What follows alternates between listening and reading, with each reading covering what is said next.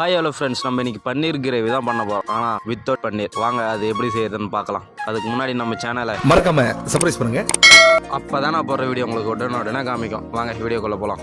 ஒரு பவுலில் 5 முட்டையை எடுத்து ஊற்றிக்கலாம். ஒரு ஸ்பூன் உப்பு, ஒரு ஸ்பூன் பெப்பர் நல்லா கலக்கி எடுத்துக்கலாம். நல்லா கலக்கிட்டோடனே ஒரு டிஃபன் பாக்ஸ் எடுத்து அதில் எண்ணெயை ஊற்றி அதில் ஊற்றிக்கலாம். டிஃபன் பாக்ஸை மூடிட்டு கடாயில் தண்ணியை ஊற்றி கொஞ்சம் நேரம் வேக வச்சுக்கலாம். நல்லா வெந்துட்டோடனே அது ஒரு மீடியம் சைஸில் கட் பண்ணி எடுத்துக்கலாம். வேற ஒரு கடாயில் எண்ணெயை ஊற்றி சீரகம் போட்டு கொஞ்சம் செவந்தோடனே வெங்காயம், தக்காளி, கருவேப்பிலை 3 ஆட் பண்ணி வதக்கிக்கலாம். ஒரு ஸ்பூன் உப்பு ஆட் பண்ணிட்டு வதக்கிக்கலாம். வதக்கிட்டு ஒரு ஸ்பூன் இஞ்சி பூண்டு பேஸ்ட் ஆட் பண்ணிட்டு அதையும் சேர்த்து நல்லா வதக்கிக்கலாம். வதக்கிட்டோடனே நம்ம அரைச்சி வச்சிருந்த தக்காளி ஆட் பண்ணிட்டு சேர்த்து வதக்கிக்கலாம். நல்லா கொஞ்சம் ட்ரை ஆனோடனே நம்ம தேவையான மசாலா ஆட் பண்ணிக்கலாம். ஒரு ஸ்பூன் கரம் மசாலா, கறி மசாலா, மஞ்சத்தூள், காரத்தூள், மல்லித்தூள் எல்லாம் சேர்த்து ட்ரை ஆக்கிக்கலாம். நல்லா ட்ரை ஆனோடனே நம்ம தேவையான தண்ணி ஊற்றிக்கலாம். தண்ணி ஊற்றிட்டோடனே நம்ம வச்சிருந்த முட்டையை ஆட் பண்ணிட்டு நல்லா கிண்டிக்கலாம். 2 ஸ்பூன் பெப்பர் ஆட் பண்ணிட்டு நல்லா ட்ரை ஆக்கினோடனே அது மேலே புதினா தழை போட்டால் நல்லா தரமான வித்தவுட் பன்னீர் கிரேவி ரெடி. அது கூட சப்பாத்தி இல்லை தோசை ஆட் பண்ணி சாப்பிடணும்னு வைங்க, டேஸ்ட்டில் தாறுமாறு. நெக்ஸ்ட் என்ன வீடியோ பண்ணலான்னு கமெண்ட்ல சொல்லுங்கள். இது உங்களுக்கு பாலாஸ் ஃபுட். டாடா பாய்.